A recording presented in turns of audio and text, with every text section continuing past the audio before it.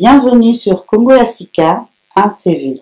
Et pour les internautes, congoafrica1.com dans le décodeur Orao Télécom. 55 pour l'Afrique et l'Europe, et 65 pour la Scandinavie, et 93 pour les États-Unis et le Canada.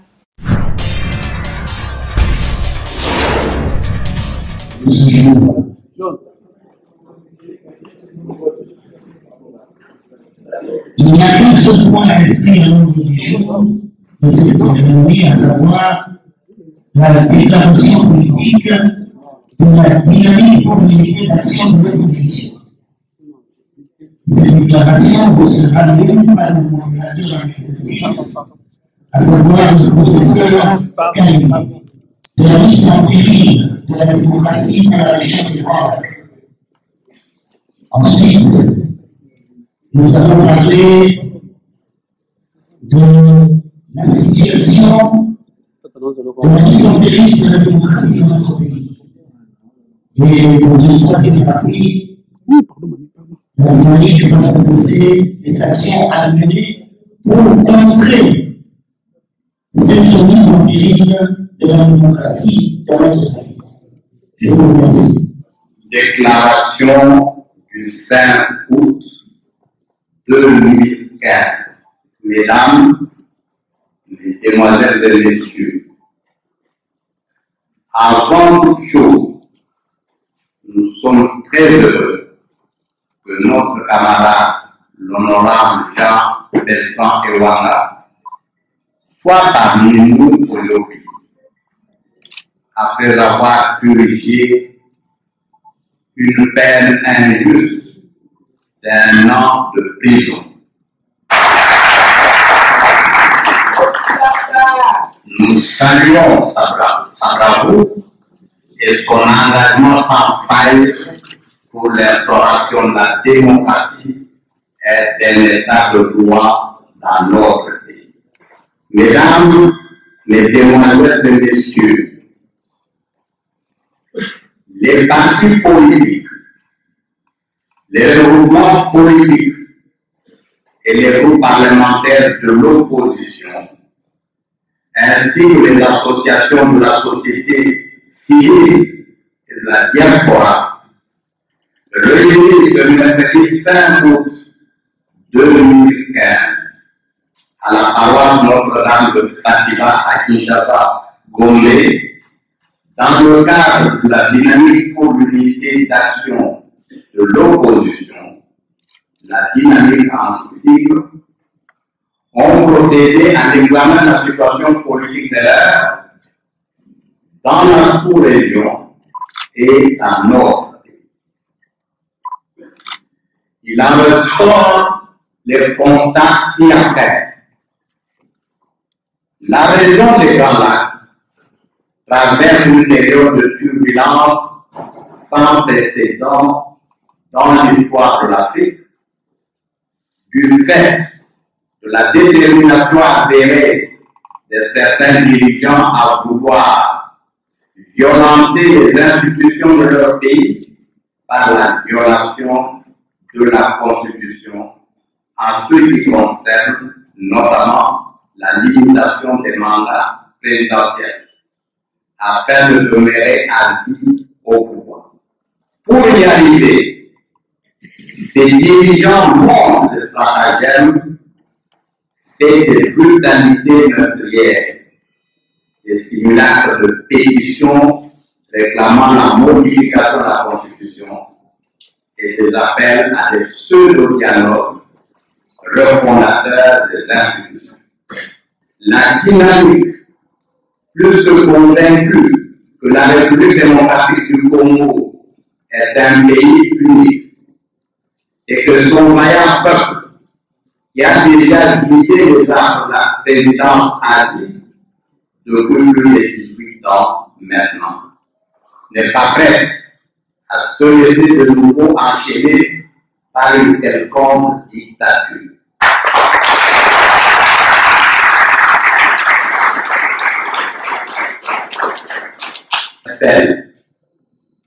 Dire la vérité devient un acte révolutionnaire.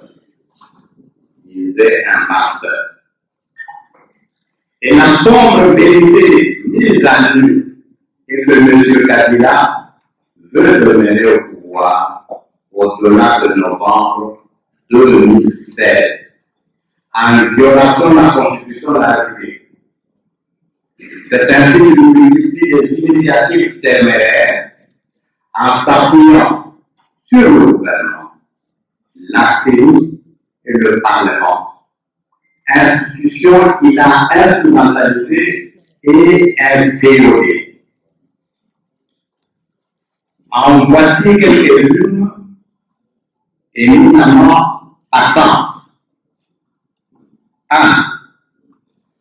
Un projet de loi actif portant révision de quelques articles de la Constitution a avorté en 2014. Les propositions rejetées de la CENI d'organiser l'élection des députés provinciaux au suffrage indirect et celle des sénateurs, gouverneurs et vice-gouverneurs en 2017. 3. La CENI a volontairement omis de programmer la présidentielle dans son calendrier partiel du 26 mai 2014. Ce calendrier a été rejeté. La création pour les besoins de la cause de l'ONU, une structure aujourd'hui enterrée.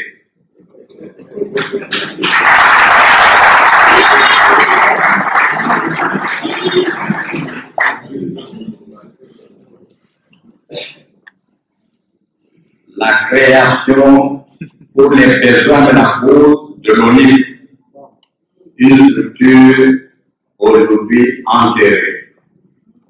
Alors, je dirais que son âme ne repose pas.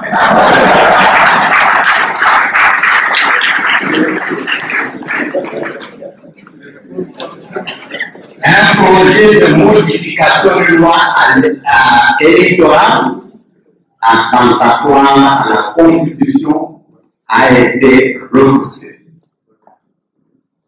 La publication, le 12 février 2015, d'un calendrier électoral global, non consensuel, inconstitutionnel, irréaliste, dangereux et intentionnellement surchargé a été imposé.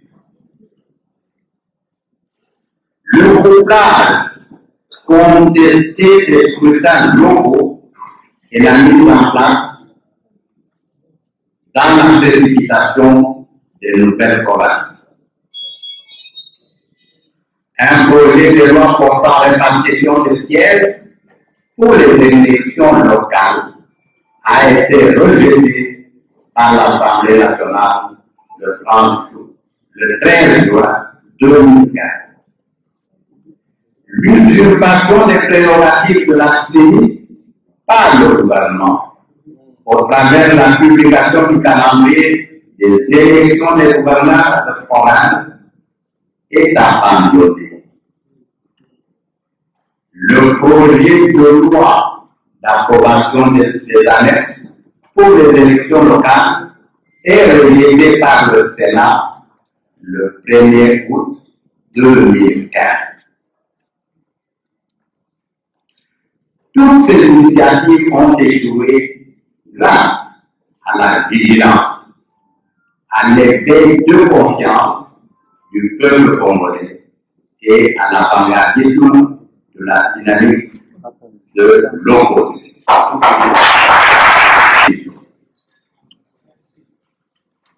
Mesdames, mesdemoiselles et messieurs, non sans se fatiguer, la détermination et la témérité du pouvoir dans cette entreprise suicidaire apparaît aujourd'hui avec la convocation du Parlement à une deuxième session extraordinaire. Successive, en violation de l'article 52 du règlement intérieur de l'Assemblée nationale qui stipule. Si l'ordre du jour de la session extraordinaire n'est pas épuisé à l'ouverture de la session ordinaire, elle est clôturée automatiquement. Si l'ordre du jour de la session extraordinaire n'est pas épuisé dans les 30 jours, celui-ci est clôturé d'office. Exception faite de la session extraordinaire inaugurale de l'Assemblée nationale de la Troisième République. Dans les deux cas, les matières de l'ordre du jour restées en suspens sont examinées en priorité au cours de la session ordinaire suivante. Les velléités de nommer de hauts fonctionnaires, des militaires ou autres affiliés du pouvoir au poste de gouverneur des nouvelles provinces en violation de la Constitution. À l'évidence, l'alignement de toutes ces initiatives montre que le bateau RDC congolais en perdition est devenu au mieux ivre et au pire fou.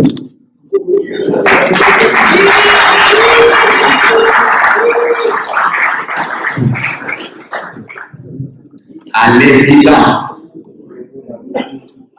l'alignement de toutes ces initiatives démontre que le bateau RDC en perdition est devenu au mieux ivre et au pire fou.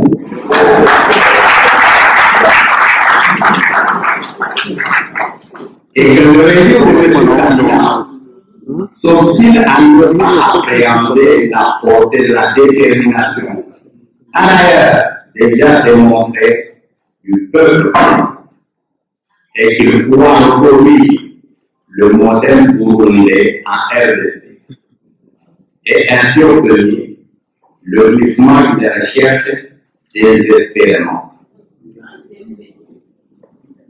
Car l'autre vérité plus lumineuse cette fois est que dans la semaine du 9 au 25 janvier de cette année, le peuple congolais avait envoyé le message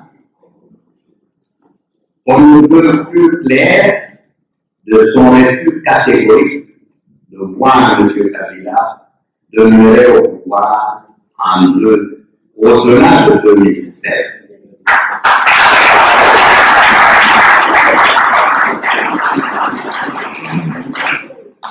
Et pour cela, beaucoup de nos compatriotes ont payé de leur vie. Certains sont encore en prison et bien d'autres garderont longtemps les stigmates de cette haute lutte héroïque. Dans le même ordre d'idée, il sied de rappeler que le pouvoir avait reconnu avoir enterré nuitamment plus de 421 corps dans un charnier à Mali. Nous continuons à exiger que toute la lumière soit faite pour que cette affaire macabre, par l'exhumation notamment des corps, et à procéder aux examens ADN des victimes aux fins de les identifier.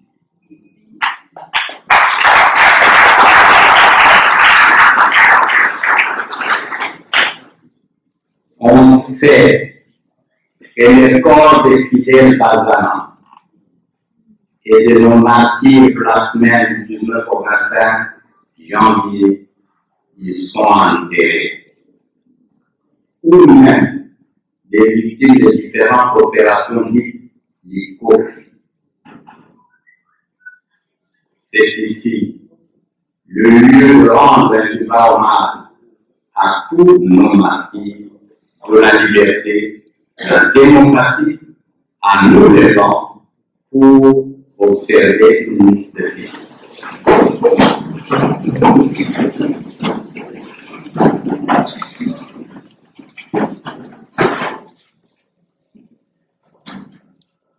Merci.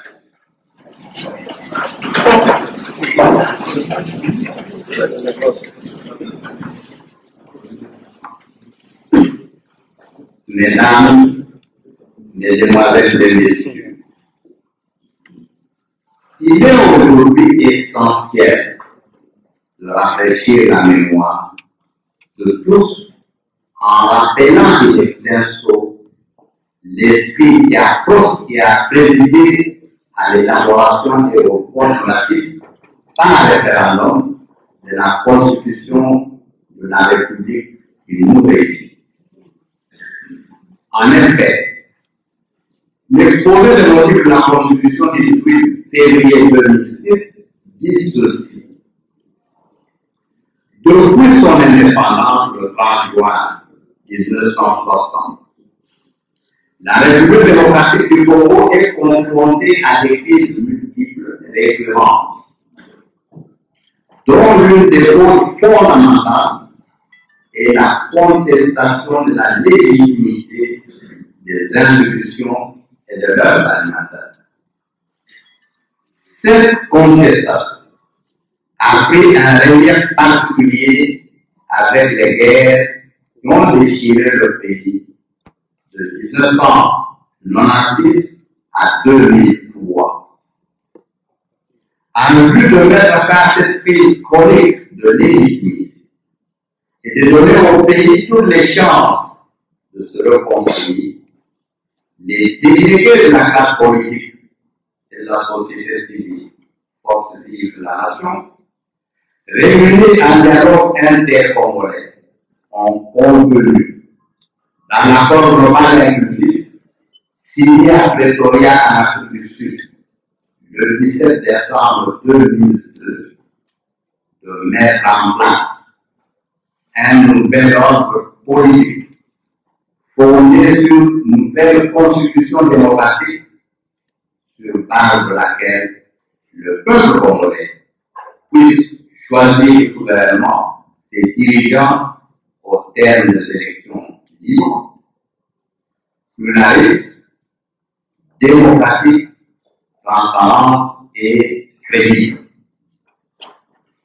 Et au point 3 de l'exposé des motifs, le constituant a relevé cette préoccupation majeure ayant présidé à l'organisation des institutions de la République, à savoir assurer le fonctionnement harmonieux des institutions de l'État, éviter les conflits, instaurer un État de droit, contrer toute tentative de dérive dictatoriale, garantir la bonne gouvernance, lutter contre l'impunité, assurer la tendance démocratique.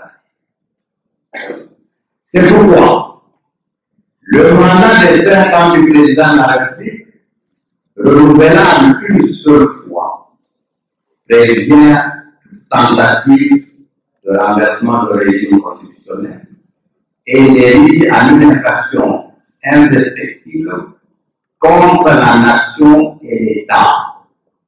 Elle est punie conformément à la loi.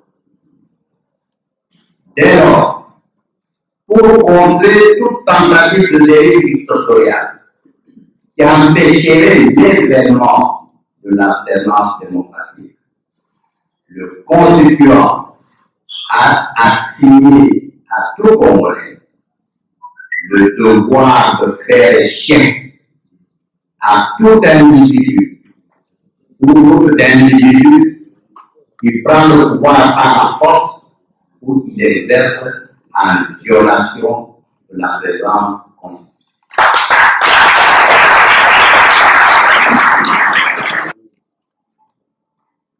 au regard du sérieux danger que pour notre pays, nous, membres de la dynamique, nous déclarons ce qui suit. 1. Nous annonçons que dès la semaine prochaine, nous tiendrons un point de presse qui sera animé par notre camarade, l'honorable Jean-Bertrand Ewana. 2.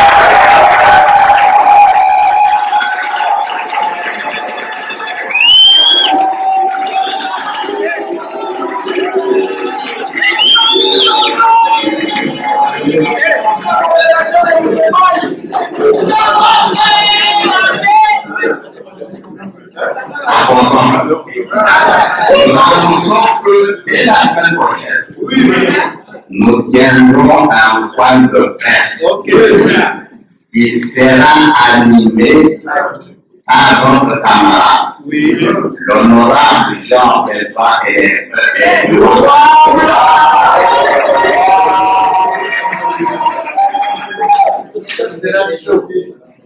2. Nous réaffirmons notre volonté de participer aux élections transparentes et apaisées dans notre pays.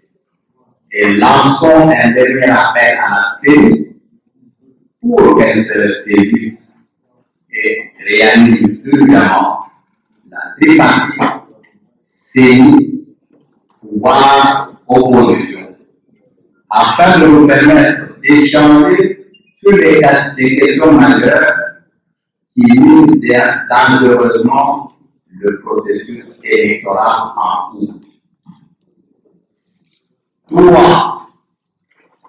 Nous exigeons l'enrôlement de tous les électeurs en vue de la constitution d'un fichier électoral crédible.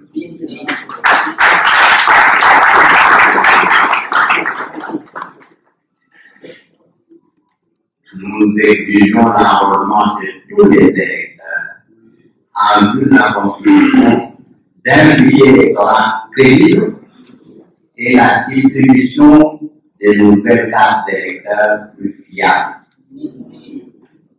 Dans ce cas, nous exigeons qu'un appel d'offres international soit évidemment lancé pour la crédibilité de la dite opération. En attendant, nous allons lancer, à partir de la semaine prochaine, sur toute l'étendue du territoire national, notre campagne de sensibilisation de la population sur l'importance de l'enrôlement avant toute élection à venir dans notre pays.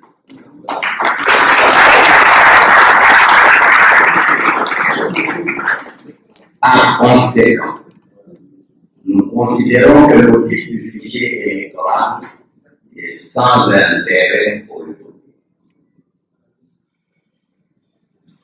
Dans ce registre, nous informons l'opinion nationale que nous avons rencontré le général Sangaré, chef de mission de la délégation de l'OIF, chargé de l'audit du fichier électoral de la RDC, et lui avons transmis un mémorandum détaillé représentant notre position quant à ce. À la même occasion, nous lui avons fait savoir que la dynamique de l'opposition politique congolaise n'a mandaté aucun représentant à la commission ad hoc de ces choses.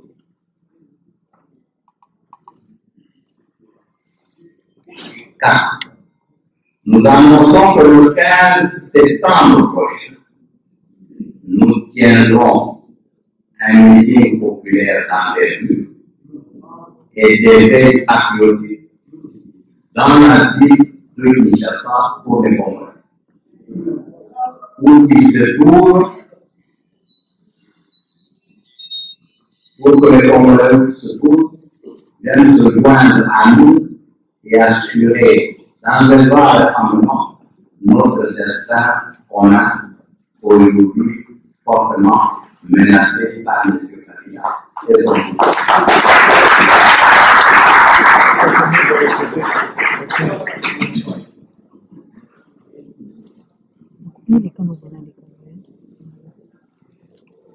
grand meeting populaire le 15.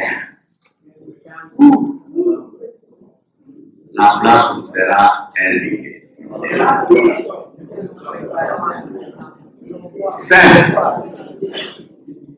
Si la date du 15 octobre 2015, l'activité en rapport avec l'enrôlement n'a pas débuté, nous prendrons l'opinion nationale et internationale à témoin et lèverons d'autres options déterminantes émaneront de la convention que la dynamique de l'opposition va tenir à l'issue de la campagne de sensibilisation sur l'enrôlement.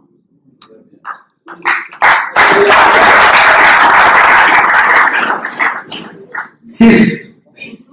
Nous confirmons que le projet de loi d'approbation portant répartition des sièges pour les élections locales recèle de la fraude. Quand cette répartition doit être élaborée en tenant compte des statistiques issues du nouvel enrôlement. Or, la fraude corrompt tout.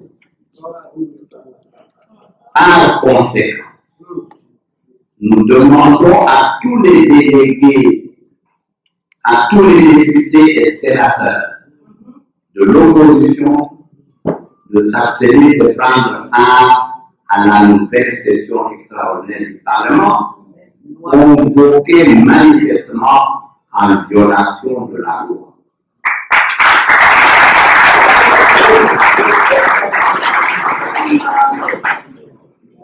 Nous réitérons avec force notre opposition maintes fois répétée au dialogue inopportun.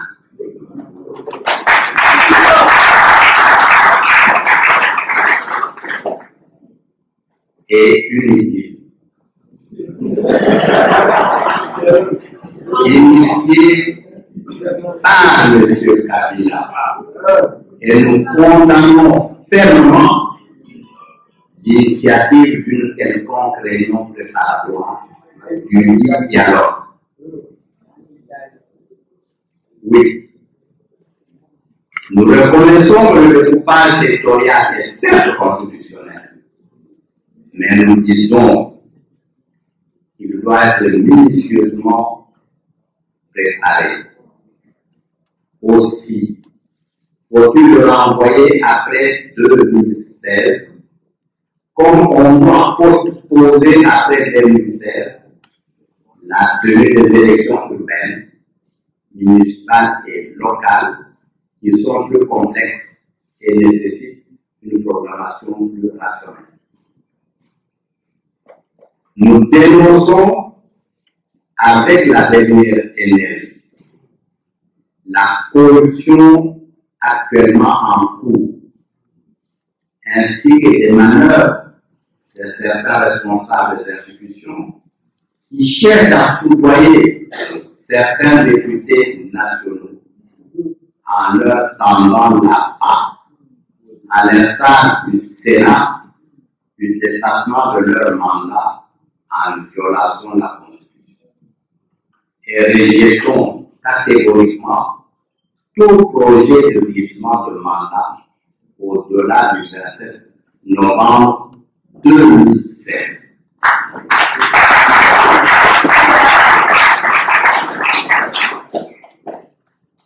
Nous exigeons le respect de la Constitution de la République par la tenue des élections présidentielles et législatives le 27 novembre 2016 et la passation pacifique et civilisée du pouvoir le 20 décembre 2016.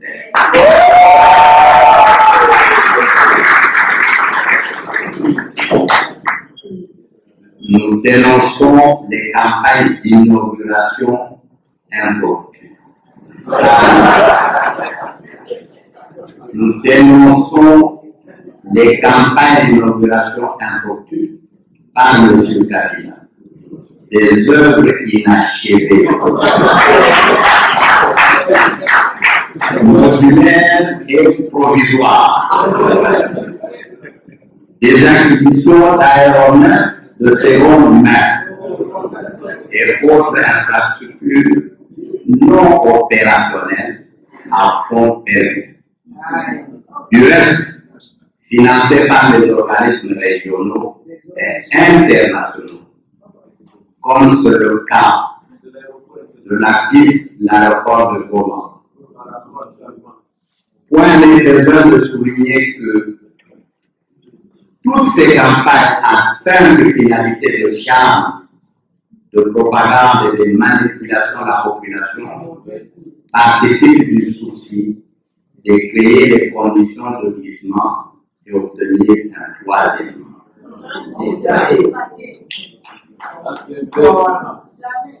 Nous rappelons au peuple congolais, dans l'hypothèse où M. Kabila ne le sait pas, que sous la Deuxième République, on a vu la réalisation des œuvres gigantesques, sans commune mesure avec des modulaires de nos jours.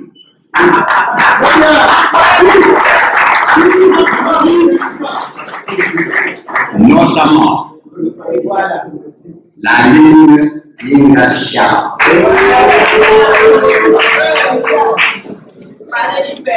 la cité de l'Olia, CCIZ, Sodacom, le pont Maréchal, les aéroports internationaux de Badolité et de Bamou, le stade de Nati, la cité de la RTC, la cité de la C, l'acquisition de deux DC-10, des 4 Boeing 737, des DC-8-9, et entre 1976 et 1977, Air Zaïre était la première compagnie aérienne africaine.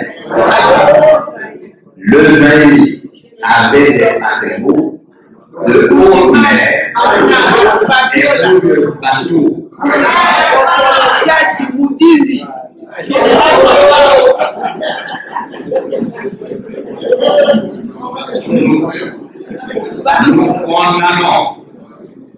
Nous condamnons la pratique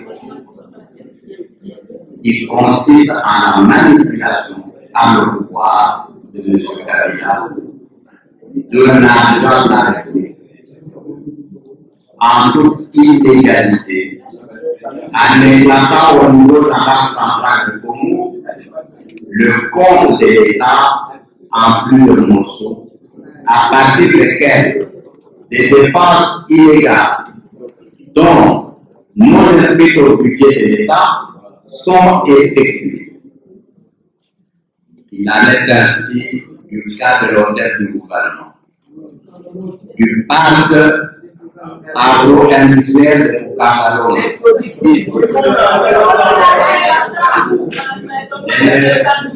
de l'hôpital du cinquantenaire,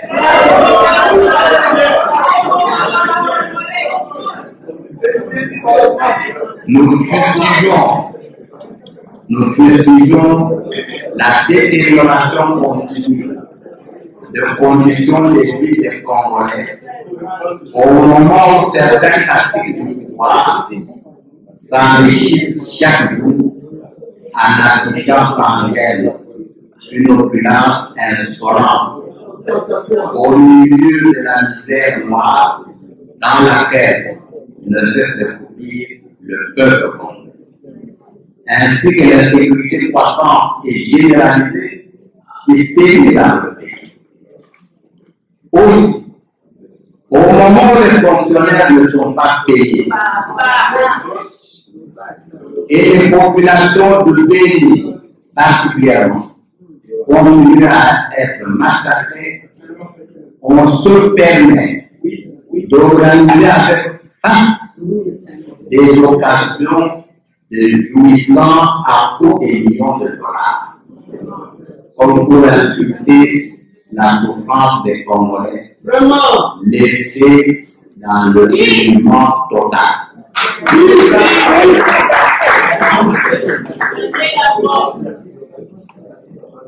Nous en appelons aux juges en charge du dossier Floribert Chebeya et Fidèle Bazana, au stade de plaidoirie des partis civils, de ne dire que la vérité en âme et conscience, pour que justice soit rendue dans le respect des règles de l'art.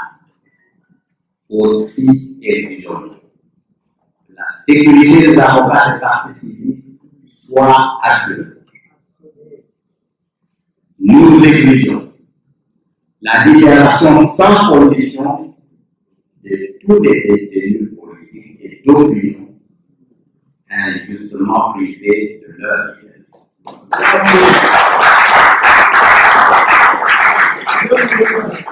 Il s'agit notamment de l'honorable Yomi Ndonga, de l'honorable Kialfiro, de M. Christopher Ngoyontam, de Jean-Claude Mouniam, de Yves Mapambala, de Frère Baouma, d'Éric Kikunda et tant d'autres. Nous demandons à notre peuple de demeurer vigilants et à la lumière de velléités de violence aux institutions de la République de se préparer à relever le défi de la consolidation de la démocratie dans notre pays, conformément à la Constitution de la République, en relayant au niveau des quartiers, groupements, chefferies, secteurs, villages, communes, territoires, provinces, ce message de la dynamique.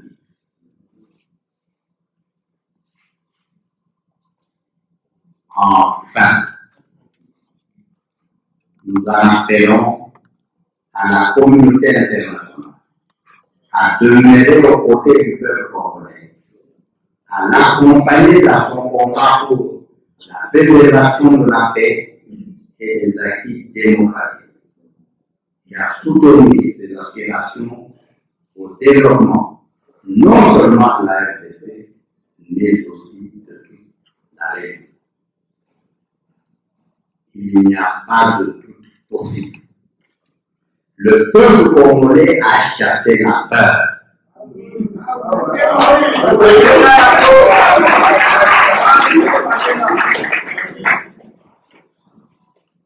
Il faut la ramener dans l'autre camp. Il est conscient de ses responsabilités et il est déterminé, mieux que quiconque, à faire face avec courage au défi qui lui est lancé et barrer la route, conformément à la Constitution, à ceux qui veulent le maintenir dans l'indignité. Car seule la lutte libère.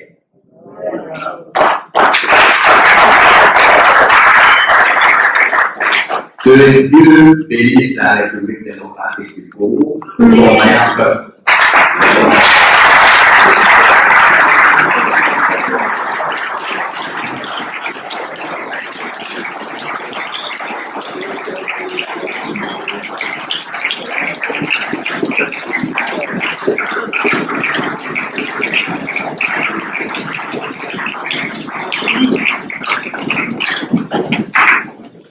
le professeur. C'est magnifique.